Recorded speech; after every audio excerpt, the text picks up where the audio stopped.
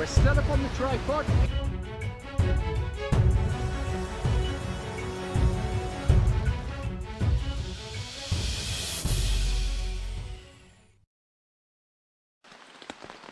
Well, good morning everybody. Welcome to day, what is it? Day 26 on our Bruce Trail through hike. I'm just waiting for the rain. I've had my coffee, breakfast, brushed my teeth, packed my gear. I have not broke down my tent yet. I'll be doing that very shortly. Well, I'll be doing that when the rain stops. Well, hopefully it's going to stop. If not, I'm going to have to break it down in the rain. That's okay. Tonight, or today, I am pushing hard into Wyatt. The rain's going to continue today. It's going to continue tomorrow. Hard and heavy rain. I don't know if this is remnants from or part of the hurricane system that hit eastern Canada, or if it's just whatever it is. Anyhow, this morning right now it's a little after 6 o'clock. I was up at 5. I should be on trail right now, but I'm not.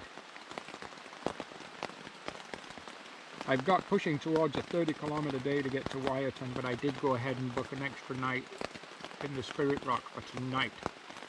So I'm going to push hard to get there and just hunker down for a day there and let the rain kind of pass me by, or burn itself out, or whatever. Hopefully tomorrow we'll see. Little bit of a morning hello, welcome to day 26 on the Bruce Trail. I was going to say Appalachian Trail, on the Bruce Trail. I'm going to talk to you when it's light, when we broke camp, and when we get going. I'll talk to you later. By the way, have a great morning everybody.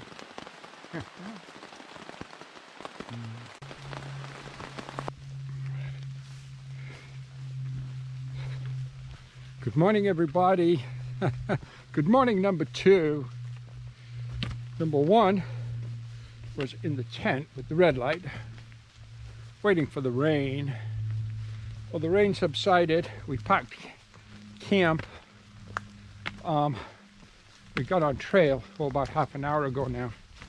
And now it's just starting to get a little bit lighter. Maybe enough to record a little and kind of update plans and so on. A reprieve in the rain for the moment. Don't say anything about my god-awful camouflage cap. It's $3.99 at I don't know, a toonie store or whatever, a dollar store in Owen Sound. Because I have this terrible habit of hooking my cap when I'm not using it sometimes to my hip belt.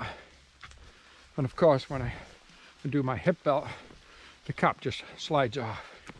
It's happened to me many times. Happened to me with the black one that I was using, which I really liked, and I got from the Fontana Dam hiker box at the Fontana Hilton. Anyhow, camouflage was the only one I could get. I don't like camouflage stuff. I think it looks awful. I'm not a soldier, and I don't want to be one. Anyhow, I keep saying anyhow. A reprieve in the rain. Oh boy, let's take a look at the trail while I'm yakking. Hopefully you can see it. Hopefully it's light enough. Still a little dark in here. Very gray, very rainy. As I say right this minute, the rain's stopped to just a spitting. Oh, it's okay, we'll take that. So I'm pushing hard from camp, and I am going to push into Wyatt. So got one solid day ahead of us, no doubt about it, but I was scheduled to reach Wyatt tomorrow morning. Well, let's say tomorrow before lunch-ish. Tomorrow morning, yeah. But I'm going to push and try. Very slippy on these rocks now, because they're wet, of course, on the roots and the mud. So I'm going to try to reach Wyatt today. I did go ahead and grab an extra night at the Spirit Rock for tonight, which means tomorrow I can relax and at least watch Monday's rain go by. Still leaves Tuesdays and Wednesdays rain. And Thursday, we're into bright sunshine. So, it's a plan. When we leave Wyatt, which will be on the Tuesday morning, we have a 6-day push from there to Tobermory. So 6-day hop's not bad, and that'll still put us there for the Wednesday.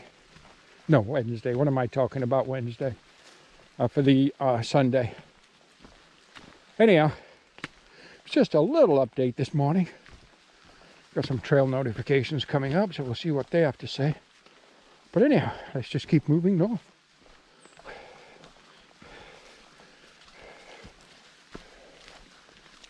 So as we walk down the gravel road, we came out of the forest behind us a ways.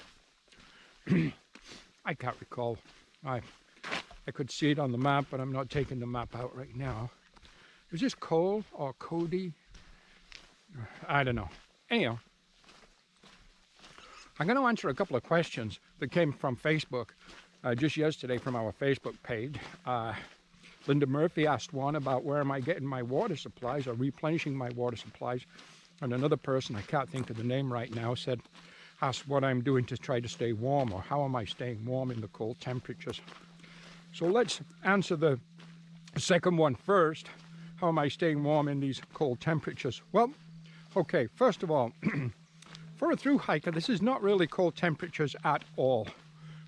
Going down to 5 or 6 degrees Celsius on a night, it's very comfortable. I'd rather that than 25 or 30 degrees overnight where you're just laying in a tent sweating all night, not able to sleep. But the key is the right gear for the right trail. So my sleep system for this and pretty much most trails is I use the Thermo-Rest Neo Air AirPad, which has an R value of 4.2. I use the Patagonia 800 fill down long. If you're in the market for a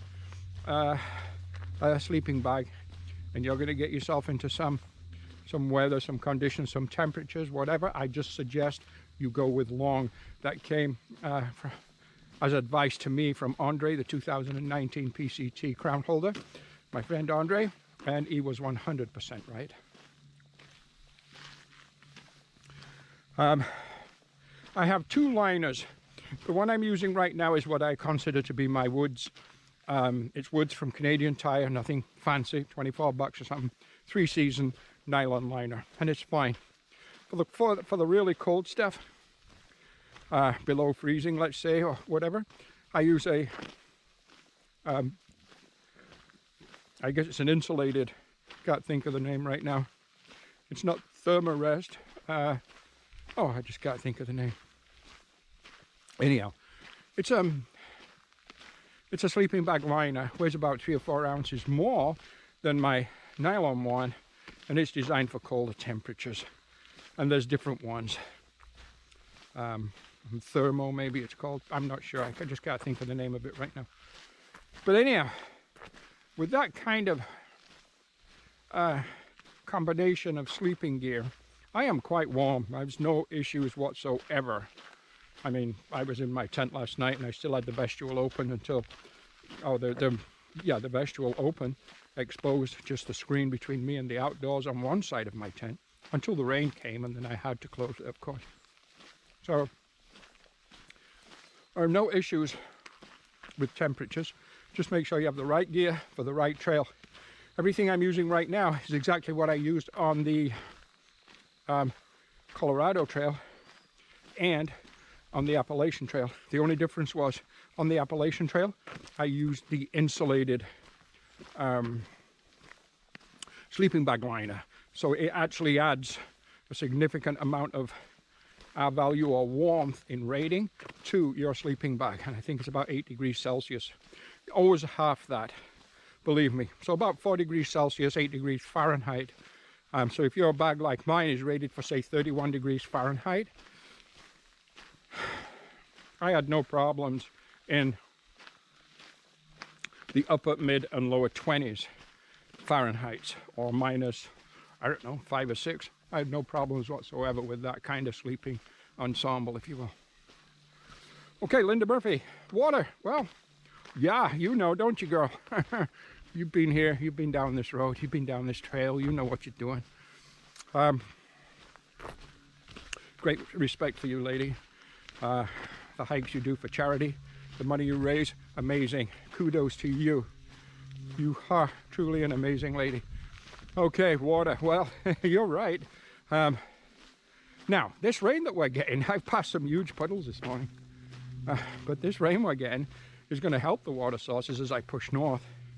I just got to get through the next couple of days of rain. But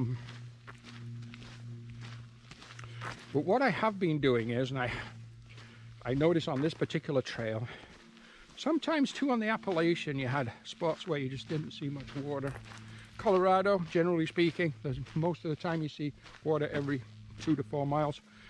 There was a couple of areas where it was about 12 miles between water sources, but you saw water every day, no problem, and more than one source, usually. So on this trail, I don't like carrying water at all.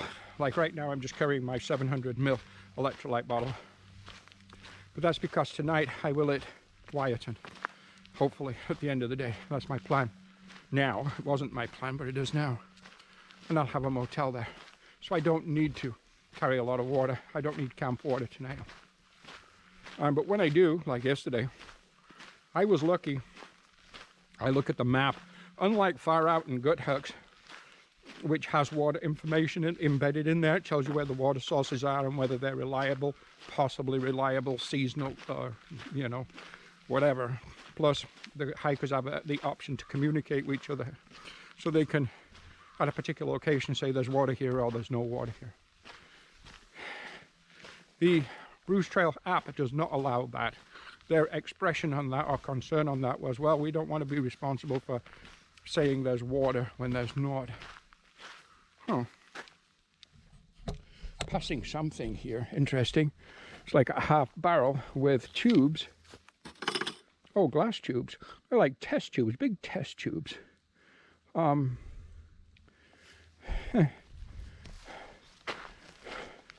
So yeah, there's a blaze. You see the blaze on the tree. And we're on this, I think it's Cody or Cole. Anyhow, so going back to the water, what was I saying? Okay.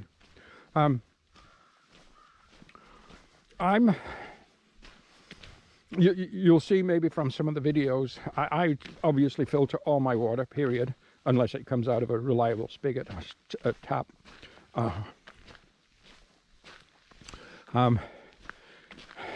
Sometimes after filtering, I will shock the water. That's with a tablet. These are readily available from Canadian Tire and Outdoor Outfitters and so on and so on. And this adds an extra layer of protection. I did this yesterday with my water because I got swamp water or marsh water embedded, surrounded by farm fields. So not your first choice for water. A nice mountain spring is your first choice for water. A nice glacier is a first choice for water, not a marsh surrounded by farmland. But it was the only water that was available to me, and I drank it, and I cooked with it, and made my coffee and my hot chocolate with it. And, you know, here I am this morning. I'm still alive and well. At least I think so. And keep in mind, I just recovered 3 weeks ago from a terrible experience with salmonella poisoning, which I got in Cuba. But anyhow, that's another story or another nightmare for another day. So when I come across water, depending on the time of day, you know, I've had to carry camp water as much as 10 kilometers on this hike so far. And that will be, say, 3 liters that gets me through the night. Dinner at camp through the night, drinking water, whatever, breakfast, coffee, oatmeal, and a full 700 ml electrolyte water bottle for morning. And to do all those things, I need 3 liters at camp, just like I had last night. So I would say, especially north of Owen Sound, as you push north towards Wyatt and then and deeper into the north into the Bruce Peninsula, when you see water, you're going to get it. I mean, you have to. And also, by the way, don't be ever afraid to knock on a farmhouse door, any house door, and say, could you fill my water bottles, please? Or if you see a hose attached to a house, just, you know, if there's nobody home, whatever, and you have to do this, just go ahead and, you know, fill your water bottles. Just do it. It's easier to explain while you're there doing it than, you know, being out of water and in trouble. So that's 2 questions to answer, I guess, and I hope I answered them. Again, as far as water goes, when you see water, if you need it, get it. And if you don't need it at that time, maybe top up a little bit, because you might not find any more water that day. I noticed there's only one, what looks to me to be reliable water source on this particular hike today. And that was damn close to Wyatt. Anyhow, so if I hadn't have this morning decided just to book the night, this extra night in the Spirit Rock Motel tonight, which I really can't afford, by the way, but I actually thought today the rain was going to be much harder than it is right now, or much harder than it has been. Right now, look, the sky is grey, but the little bright spots and so on. But that's right now. Tomorrow's supposed to be heavy rain, and we're just going to wait it out in Wyatt and leave Tuesday, which is now forecast to be heavy rain too. But anyhow, so yeah, I'm going to say, when you know, always have at least a liter plus with you, minimum 2 liters, 2.5 liters, much better. Okay. Let's mosey on down this trail. Just ahead of us on a post, oh, somewhere over there maybe, it indicates a left turn back into the forest. But we just finished a few minutes ago talking about water and answering questions. And then all of a sudden, just a few minutes later, we come across this little guy right here. Okay, what have we got here? Well, we've got sitting marsh swamp water. So what do you think? What do you think about that water? Okay, so let's keep going and talk about that for a moment. Do you think you should use it? Do you think you should pass it by? If you should use it, how should you treat it? Or should you just say, you know what? Nope, not even seeing it. To hell with that. It's terrible. Well, so first of all, excuse me. I just finished eating a Lara bar, excuse me. First of all, you have to look at the situation. I'm going to assume you need water.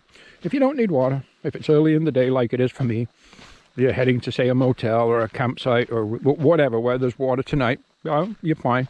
You got some 700 ml electrolyte water on a day like today. In these temperatures, that's lots for today. So you don't need it. Pass it by. But let's just say you're tired. You got a couple more kilometers left in you, and then you are looking for camp, which could be in a farm field over by the bushes, like over there maybe. And you think, I really need camp water. And this is your only option. This is what you're going to do if you choose to. First of all, you can choose to be without water. We all get to choose. But if we're going to choose that water, being the only water that's available, we are going to first of all filter it. Now, when we filter it, we're going to give it slightly more time. So with a Sawyer squeeze or a Catadyne, the idea is you kind of squeeze the bag, hence name Sawyer squeeze or whatever, and the water comes through. If you don't squeeze it as hard or squeeze it at all, the water takes longer to come through, which means it spends more time within the filter. Oh, there's a signpost on the ground. It says Cape Road, Georgina Bluffs. So, is Cape Road this road? Or is Cape Road that road? I don't know. Anyhow, gives us a little bit of indication of where we are. So yeah, let it flow through the filter. Let it filter. If you choose to squeeze it, times and S's, bad weather, whatever, do what you have to do. Also, you will shock that water. You will add one shock tablet. It's like a bleach type tablet, if you will. You get these Canadian Tire outfitters and so on. 1 tablet to 1 litre is usually the case. You put it in, leave it about 30 minutes. After about 30 minutes, that shock tablet has done its job. That double kind of process is important for standing, sitting, swamp type water. Hey, membership matters. Join today at brucetrail.org. Get out there, people. Join the organization. Volunteer for the organization. Be a positive influence excuse me, to the Bruce Trail. The people on the Bruce Trail. The organization. The longevity of the Bruce Trail. Be a positive influence. Okay. So that, by the way, is how you would treat that water. So next question is, would I do that? The answer is, oh yes, most definitely. Not my first choice, but I have used, survived from, lived on. Hey, what have we got through here? Much worse water than that. Looks like we have ruins. Foundation, ruins.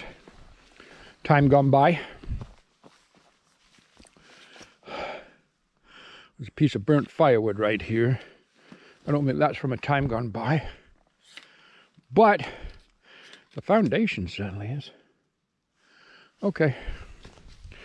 Just a few steps of a side trail, but anyhow, let's get back on the main trail and carry on. Got a long way to go. Whew. Okay. So that's kind of helps a little more. I mean, people like Linda Murphy, for instance, she can look at that and say, well, oh God, Gary, I would not use that. Or, hey, yep, I'm all with you, you know. Depends on the person. And their tolerance, what they're willing to accept. For instance, on the Arizona Trail, there's cow ponds on that trail. Wildlife tanks and cow ponds. And quite often they've got dead wildlife in there. Cow droppings, cow piss. And you've got to filter this, you've got to shock this, you've got to clean this, because it's the only water you've got to survive on for miles and miles and miles and miles. So maybe on the Arizona, you might come across a water source, if you're lucky, once per day. If you are lucky. Which means you've got to carry a ton of water. You're in the desert. Runs from the Mexican border, 800 miles to the Utah border. I have not done this trail, by the way. It's on my bucket list, but I have not done it yet. Okay, let's go.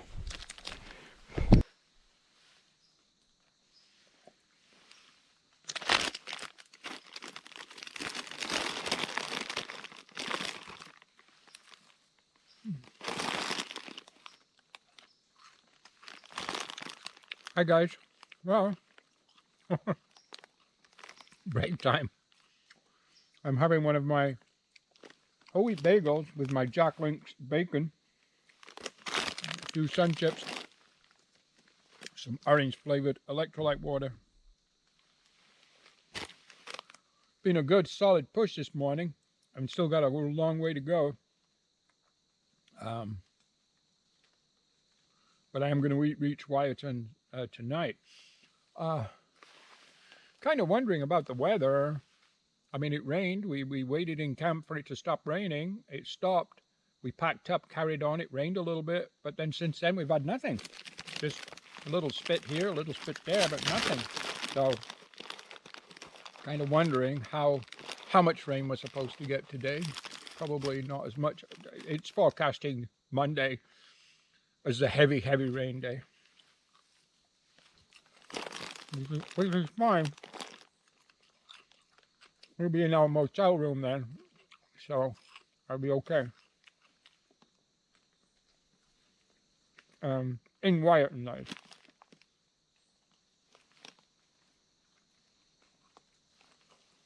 Sat on a tree, big tree trunk, right on the edge of a farm field.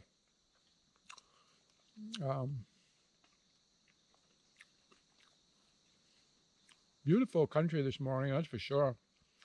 Earlier on, we were in an area where we got some lookouts, but there was nothing to see. That's when it was the drizzle rain and just thick cloud, fog. Nothing to see, but it's cleared. The area's cleared a little bit. Okay, I'm going to continue by break. Then we'll pack up and carry on.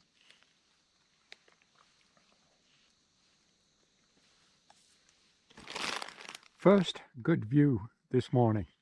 Up to now, it had just been a mass of grey, a grey sheet. But look, a little brightness in the sky. Okay, we'll take it.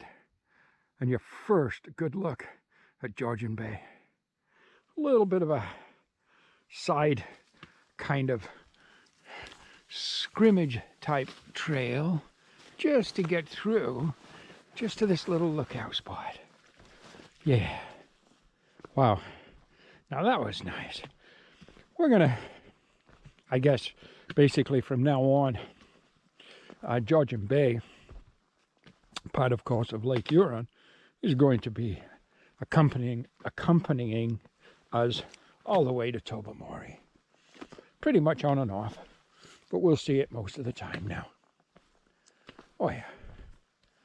Okay.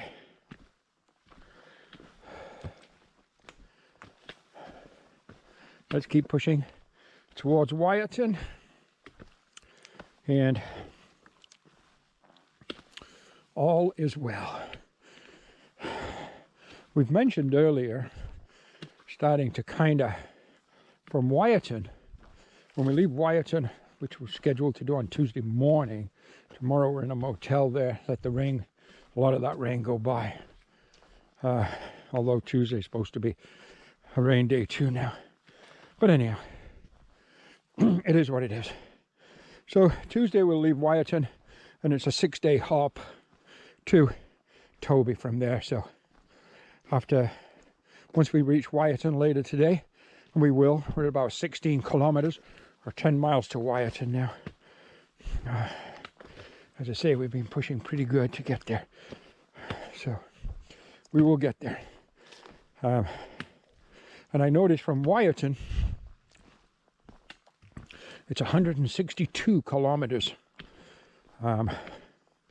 or basically just about 101 miles left on this through hike. So yeah, we're starting to definitely get into the latter stages, obviously. So we're sad. But anyhow, lots of adventures coming up. Once I get home, of course, we've got our Appalachian Trail videos being uploaded as we speak. I'd scheduled a few of those to upload for us while I was away on this hike. So I hope you're watching those. If not, please do. Because that was quite the adventure. And of course, we're going to be working then on also our Bruce Trail 2022 videos. We're also going to put together quite a few gear videos. We've done a lot of work with a lot of our gear this last year or two. Well, this last year particularly, but last couple of years with the gear we're using now. We've logged a lot of miles on these shoes. We've cooked a lot of dinners on the stove. We've filtered, I don't know how many thousands of liters of water. We've slept many nights in many storms. We've been in some cold nights and some hot days. And you know what? We got a lot of gear to talk about. A lot of gear. What worked well, what did not, what I would buy again, what I would not. What was a total disaster. from what was being a shining star. So, gear reviews. There's going to be quite a few of those coming up. So look forward to them. They'll actually be starting in as little as a couple of weeks from now. Anyhow, let's just keep pushing on. What a stunning view up here. My goodness, look at the islands. Georgian Bay. And I think what is really our first good look at the entrance into Poise Bay. I think it's pronounced Poise Bay. All the rocks and the cliffs at the other side. We are going to cross. No, we're not going to cross the lake there. We are going around. We'll be hiking on the other side where those cliffs are. But we actually are not going to do that until Tuesday morning. We leave Wyatt. Okay. Just a beautiful spot for sure. Okay. I had to share that one. It was stunning. Okay, let's keep going. Wyatt Airport. Right ahead of me, by the way, where the grass is, there used to be an old twin aeroplane. It was an Apache, Aztec, whatever. It's gone. I guess it's just been scrapped. It was scrap and they'd stripped all the avionics and engines out of it and stuff. But the plane itself was gone. I guess it's gone for the aluminum value, maybe. I don't know. Anyhow, heading down the side of the airport. Narrow trail. It's all good. As we're going through the Wyatt Airport property, lo and behold, don't we have a car show? Huh. Wow. Now that is a stroke of good luck. I'd like to have a little bit more time to check some of these cars out, but often thought I'd like an antique kind of car, like something like that light blue one or the one next to it maybe. That looks like an Edsel. I don't know. Yeah. Anyhow, we better carry on where we're going. If we don't, how are we going to know when we get there? Okay, let's go. There's a Timmy's in town. I'm going to hit the Timmy's. There's a food truck here, by the way. Right over, oh, you can't see it. It's behind that white shed or that white building, but there's a food truck here.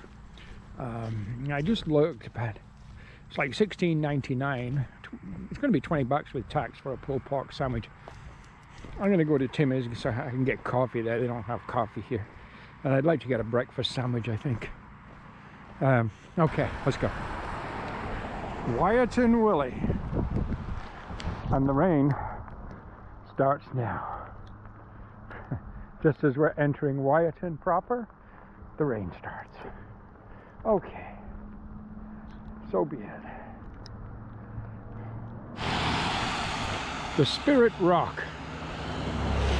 Outpost and Lodge. Vacancy. Okay, I've stayed here once on my yo-yo of the Bruce Trail. I was going to stay here on my way back, but they had no vacancies at that point. Anyhow, they were the cheapest place in town then. Anyhow, okay, let's go in and see. Number 21. I have TV, a dresser, refrigerator, small refrigerator, table and chair, my bed, of course window with a kind of parking lot / highway view. My bathroom has a bathtub. I will use that. Now, I can't remember. Yeah, out at the back is a back garden. But as you can see, it's raining. There's the barbecue grill, which means I could use that tomorrow, actually, and I might use that tomorrow, get myself a steak or some pork chops. That's a damn good idea, and it's right out of my door. And grass, chairs, picnic tables, if for some chance it doesn't rain too much. Who knows?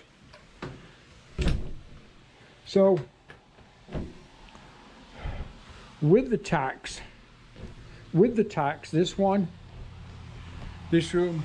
was $129 with the tax for one night. Okay.